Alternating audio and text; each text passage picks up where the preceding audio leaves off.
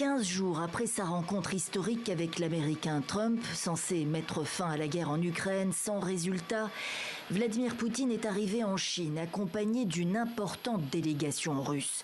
4 jours de visite qui commencent à Tianjin, avec le sommet de l'Organisation de coopération de Shanghai, présidé par son homologue chinois. Puis un voyage à Pékin mardi, où il s'affichera là encore aux côtés du président Xi, soucieux d'affirmer un modèle de gouvernance loin des mentalités de la guerre froide, opposé au modèle occidental selon l'organe Chine Nouvelle, et qui fonctionnerait, lui. Au moment où le multilatéralisme est attaqué, le soutien de la Chine est un élément extrêmement important à préserver.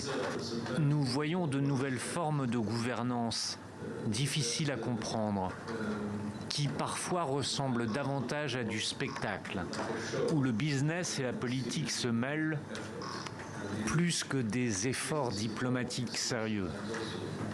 Xi écoute sans déclaration pour les caméras internationales.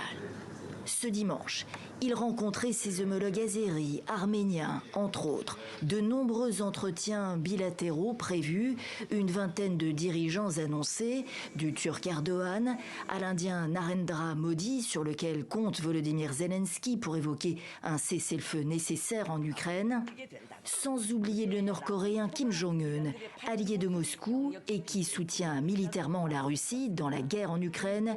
C'est aussi le cas de l'Iran, son président Pezeshkian, attendu lui aussi, fait face à de nouvelles sanctions sur le nucléaire. Au sommet de Tianjin, qui représente près de la moitié de la population mondiale et près de 25% du PIB de la planète, Xi appellera à un ordre mondial plus juste, tout en minimisant les discordes internes à l'Organisation de coopération de Shanghai.